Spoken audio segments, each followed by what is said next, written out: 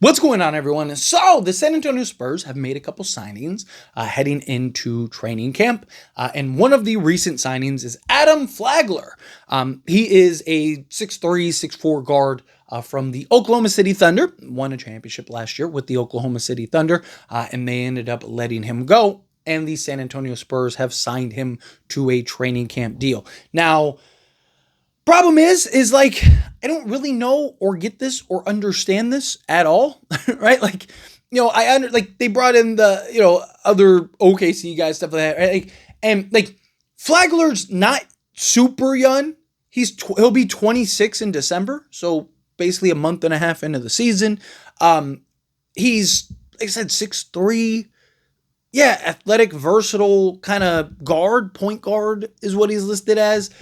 We don't have a ton of sample size to kind of point to and go oh man, he's really good at this. But he hasn't been a great 3-point shooter. Like I don't really get this signing, even on a training camp deal. Maybe you're just looking for him as that defensive, point of attack guy to pressure in training camp, right? And you have no intentions of signing him or bringing him on. It's just solely just to kind of be on the B team to, apply pressure to De'Aaron Fox and Castle and Harper and stuff like that. Just kind of make them work. Sure, that's the case, right? You see teams do that all the time. Personally, I'm not a big fan of that, right? I think if you're going to bring guys into training camp, you should be bringing in guys that you think could make sense for the team, make sense for the roster, even on a two-way deal or somebody that you're high on that you think has some potential. I just don't see it with Flagler. I don't, right? Not, at least not for the Spurs, because the Spurs have an abundance of guards, right? The last thing the Spurs need is another 6'3" guard. I mean, they don't even have a ton of 6'3" guards themselves. Most of them are 6'5", right? So I don't really get, if Flagler was a, career 43% 3-point shooter or something like that, I'd probably be yeah, sure. I get it. You're bringing him in for, just a 3-point specialist type thing and try to see if he can kind of play and compete, right? If it was something like that, sure, I'm on board. But he's not. I mean, he's played 2 years in the league, right? First year on 3 attempts, shot 16.7% from 3-point range. Last year on 2 attempts, shot 19.4%. He's a career 19% 3-point shooter. He's a career total 25% just field goal shooter, period. Again, problem is we don't have a ton of sample size. He's only played in total 39 games for the Thunder, right? So maybe that's kind of what it is, but he's also, older for a third-year player, right? If he was 21, right, and it's okay, I could see them maybe bringing him in, high upside, low risk, high potential type guy, maybe bring him in under the Spurs umbrella as a development guy, right? Even if he doesn't make the actual roster, maybe you bring him in on a two-way, or maybe you bring him down to the affiliate team to kind of, again, keep him under the Spurs umbrella. Cool, no problem. I get that. But again, he's going to be 26, which isn't old, but for a guy that's shooting 20% from the field, to think that in, a year, he's going to go and be a 50% guy and 38% from 3-point range or something like that. I don't really buy it, right? I mean, I understand why OKC let him go, because it's we have 30 guards. Their entire roster is a bunch of 6'3" to 6'5" guards. So the last thing they need is another 6'3" guard. And he's just a guy that's not going to be in the rotation or play very much at all, regardless. I mean, even last year he averaged 5.5 minutes per game. He's in total for both seasons he's been in the league averaged 5.6 minutes per game. He averaged 7 minutes, but only in 2 games his rookie season. So again, so I understand why OKC kind of let him go, and I could maybe see a team see him and go okay, let's give him a flyer.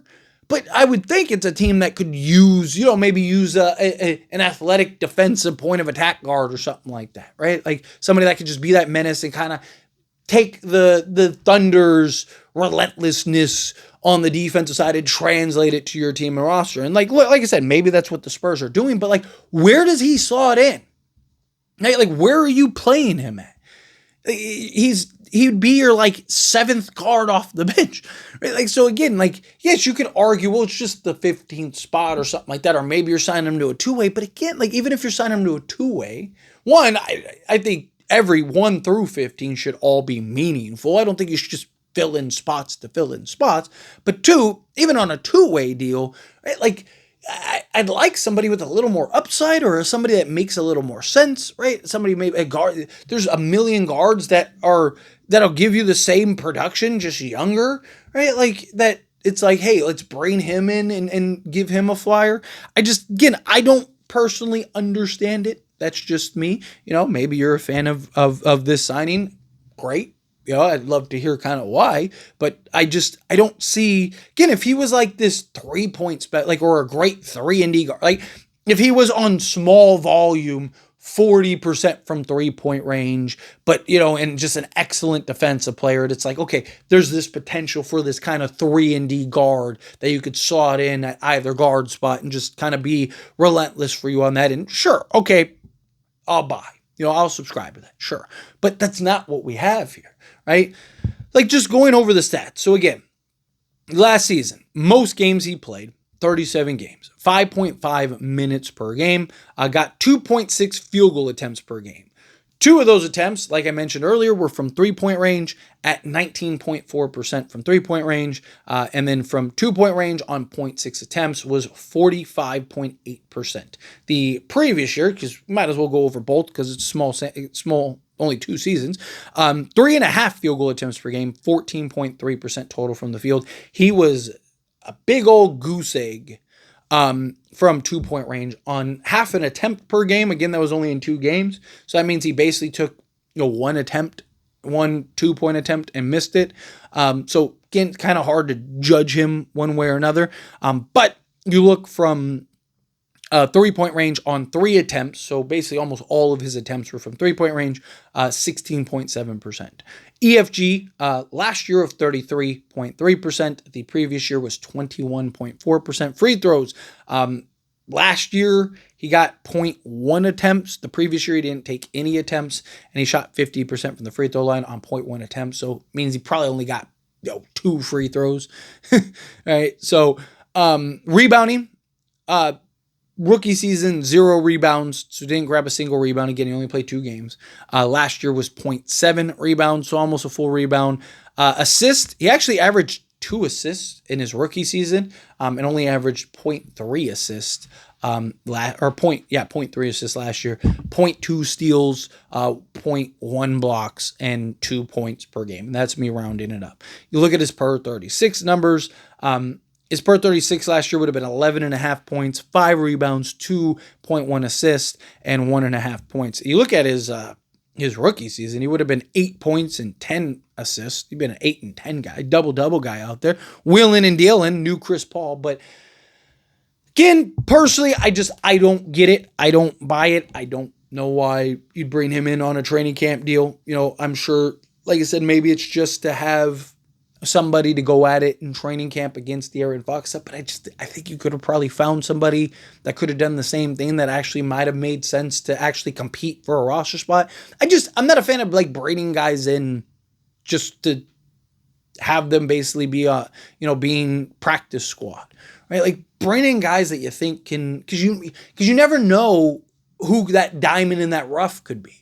Right, so bring in a guy that you think like, okay, this is somebody that might have something, and you never know. You might find that random guy that's just like, wow, this guy makes a ton of sense. But anyway, as always, this is a discussion. I pass the question on you. Let me know your thoughts and opinions down in the comments.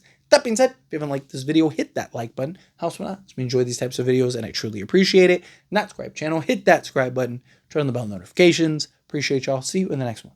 Thank you.